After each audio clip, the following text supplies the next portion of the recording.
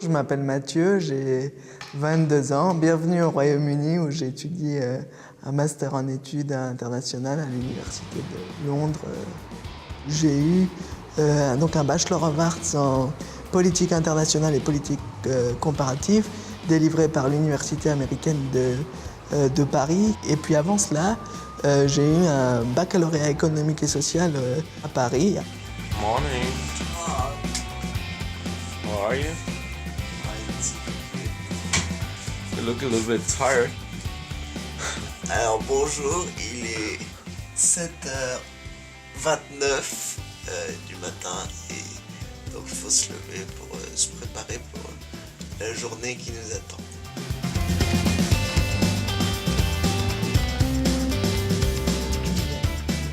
Mon handicap, c'est une paralysie cérébrale. Ça provoque, dans mon cas, des problèmes moteurs. Après, ça provoque des troubles cognitifs. Vous ne le voyez pas forcément là parce que j'arrive à m'exprimer, mais tout ce qui peut aller de...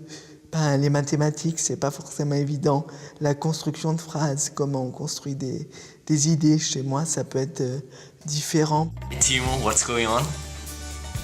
Ça va bien, le français, bien.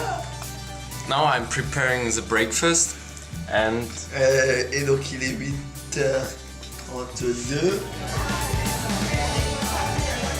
En matière de personnes avec un handicap, le Royaume-Uni a quand même été, avec les pays scandinaves, un des précurseurs. Et c'est vrai que ma vie est beaucoup plus facile et j'ai beaucoup plus d'opportunités et de possibilités ici que j'en aurais en France.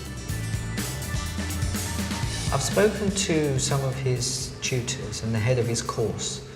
They're particularly interested because it's an international politics course and they're looking at issues of society across the world.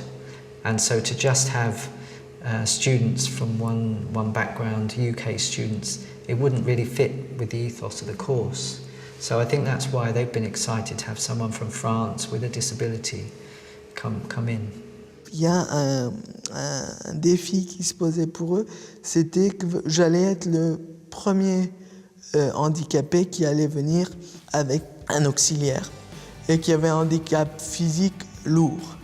Ce qui a été fait, c'est par exemple, ça a été d'aménager toutes les portes du lieu de la résidence, et ce qui a représenté un coût assez important pour l'université.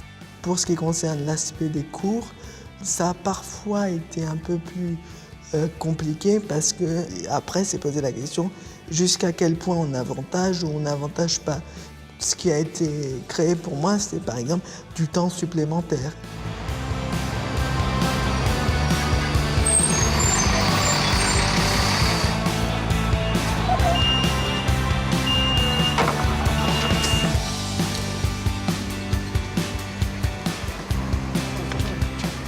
Il est 22h36. Exactement, je ne peux pas vous donner les secondes. Et voilà, là je rentre de mon cours d'islandais, donc je rentre chez moi, dans mon appartement qui se trouve de ce côté-là. Je suis en colocation avec 6 autres personnes. Il y a une bonne cohabitation. Et puis j'ai donc 2 assistants pour m'aider qui s'appellent André d'une part et Timo d'autre part, qui sont tous les deux allemands.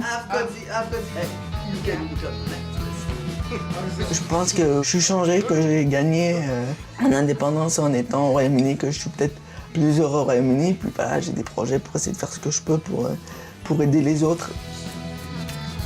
Voilà, je me verrais bien travailler pour un gouvernement, que ce soit français, britannique ou un autre.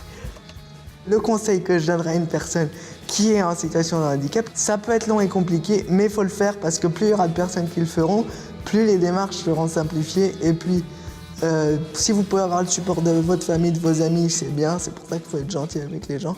Et puis sinon, foncez, go ahead.